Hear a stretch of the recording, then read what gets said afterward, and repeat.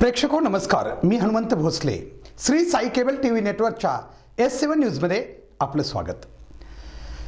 पुन्हा आजचा नवा दिवस, पाहूयात नव्या बातम्या. प्रथम पाहूयात आजच्या मुख्य हेडलाईन्स. प्रसिद्ध अभिनेता आमिर खानचा सत्यमेव जयते वॉटर कप स्पर्धेत सहभागी होण्याचं केज व धारूर तालुक्यातील गावांना आव्हान. मंगळवार पेठ बाजारात व्यापारी व ग्राहकांना होतोय त्रास, नगरपंचायत मूग गिळून गप्पच. केज महिला तक्रार निवारण केंद्रात पुरुषाच्या तक्रारीचीही घेतली जाते दखल.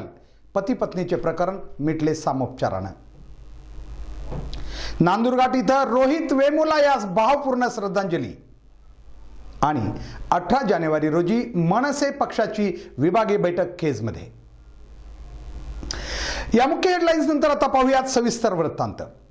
महाराष्ट्रात पाण्याची उपलब्धता व्हावी याकरिता प्रसिद्ध अभिनेता आमिर खान यांनी पाणी फाउंडेशनची स्थापना केली आहे. या अंतर्गत सत्यमेव जयते वॉटर कप स्पर्धा आयोजित केली आहे.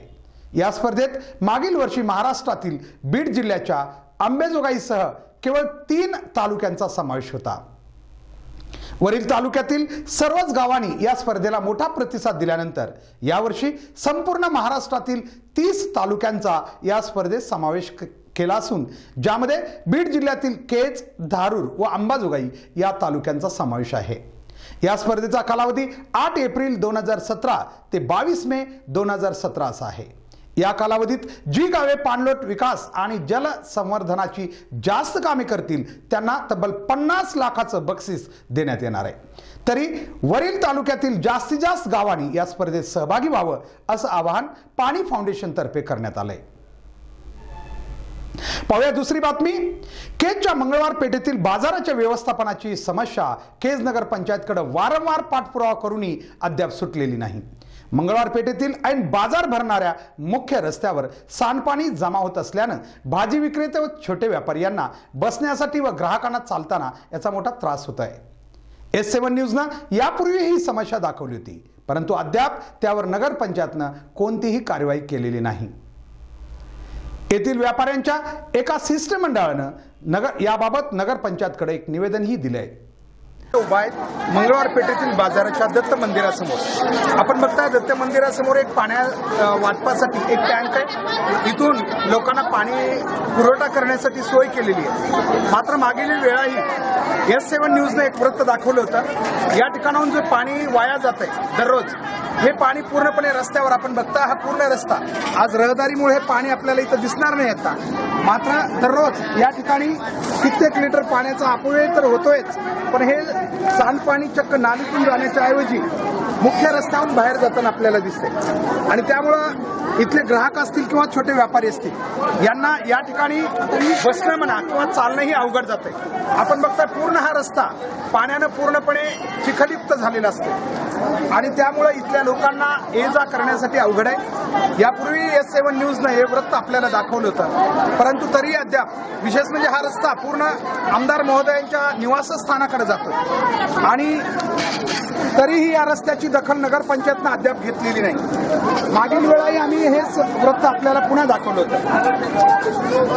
यासाठी इथं असणारे छोटे व्यापारी असतील, आपण यांच्याकडून जाणून घेऊया या पाण्याचा नेमका काय त्रास होत आहे.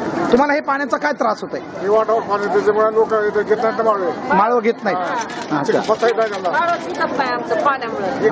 हे प्रत्येक बाजारी असंच आहे का?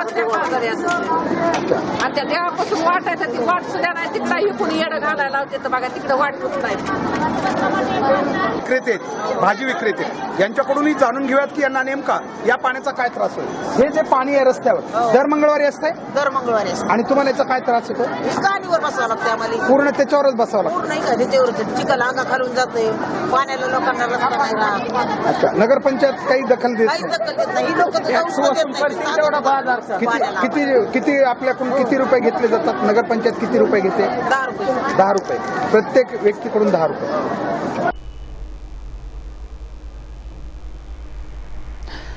पाहूयात पुढील बातमी. केज पोलीस स्टेशन व जनविकास संस्था केज यांच्या अंतर्गत सुरू असलेल्या महिला समुपदेशन केंद्र गेली 6 वर्षे चालवण्यात येत आहे.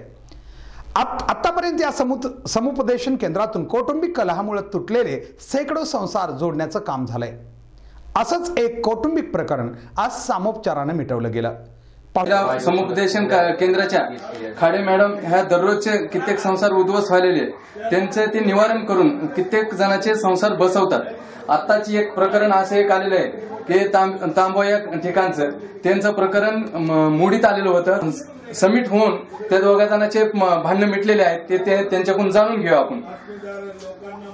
तुम्ही इथं कशासाठी आलता? तुम्ही काय माझ्यावर ह्यांनी 353 माझ्यावर केस केली. दुसरी गोष्ट मिहुन ह्या दोघींनी मला मारलं होतं आणि तिसरी गोष्ट ह्यांनी माझ्या 353 केस केली. मग त्याच्यानंतर पुन्हा मी खाडे मॅडमकडे न्याय मागायला आलो 1 महिन्यानंतर. मग खाडे मॅडमचं महाराष्ट्र खूप चांगलं आहे आणि इथून नंतर ज्या समजा लोक समजा असले इथून पुढे त्यांनी त्यांच्या 353 458 समजा केली तरी खाडे मॅडम काही अवश्य येणे की बायचा कायदा असतं म्हणजे काही माहिती नाही की मॅडम हे खरं काय खोटं काय सगळं बघते पाहत येतात आणि त्याच्यानंतर ते बरोबर ते उत्तर देतात. असं इथून पुढं ज्याचं समजा असं त्याच्या घटी त्यांनी खाडे मॅडम त्यांनी यावं की खाडे मॅडम मुळे माझा संसार आज उभा राहिला. कधी 7 कधी 8 असे प्रकरणाची म्हणजे संख्या आहे. याच्यामध्ये जास्तीत जास्त इथं मिटवण्याचाच प्रयत्न केला जातो. 99% तर प्रकरण इथं समेटच आम्ही करतो आणि ज्या वेळा समेट घडवून आणला जातो त्यावेळा त्या गावामधली जे काही प्रतिष्ठित नागरिक असतील किंवा तंटामुक्ती कमिटीचे अध्यक्ष असतील किंवा सरपंच असतील पोलीस पाटील असतील ह्या लोकांची पण इथं मदत घेतली जाते. हो तर अर्जाचं प्रमाण आहेच पण एक दिवशी 4-4 5-5 समेट पण होऊन मुली नांदायला पाठवलेले आहेत. आतापर्यंत जे आम्ही इथं काम केलेलं आहे तर 100% आम्ही त्या कामामध्ये यशस्वी आहोत.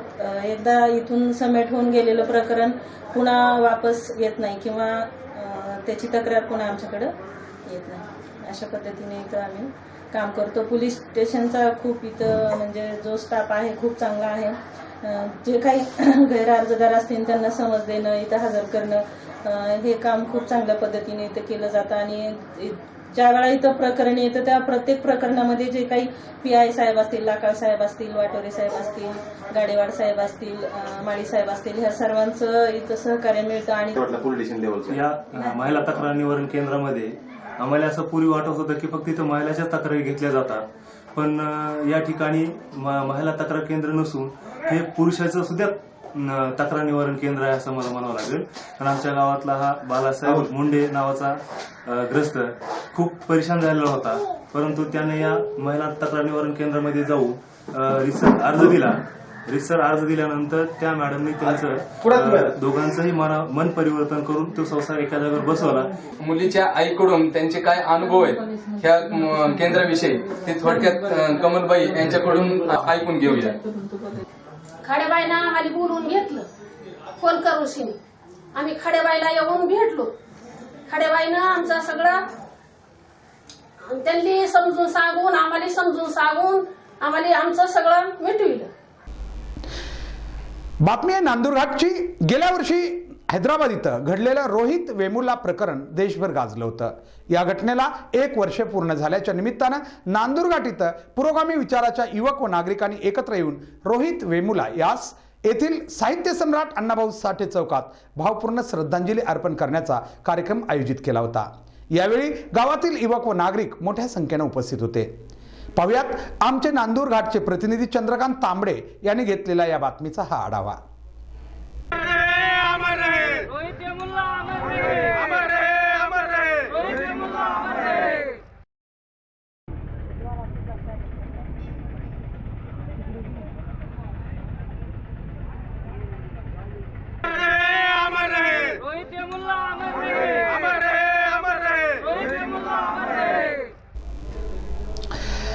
केज येथे 18 जानेवारी रोजी दुपारी 12 वाजता महाराष्ट्र नवनिर्माण सेनेची विभागीय बैठक अनिल कॉन्फरन्स हॉल इथं आयोजित करण्यात आली आहे. या बैठकीत केज अंबाजोगाई व परळी येथील पक्षाचे पदाधिकारी व कार्यकर्ते सहभागी होणार असल्याची माहिती मनसेचे जिल्हा अध्यक्ष सुमंत धस यांनी दिली आहे. आणि या बातमीबरोबरच आमचं आजचं हे बातमीपत्र संपलं. आपले शहर व परिसरातील ताज्या घडामोडीसाठी आपण पाहत राहा S7 न्यूज. आता दररोज रात्री 9 व 10 वाजता आणि दुसऱ्या दिवशी सकाळी 7:30 व 10 वाजता आणि पुन्हा दुपारी 2 वाजता आपलं हक्काचं चॅनल S7 न्यूजमध्ये आपण पाहत राहा S7 न्यूज. तोपर्यंत नमस्कार.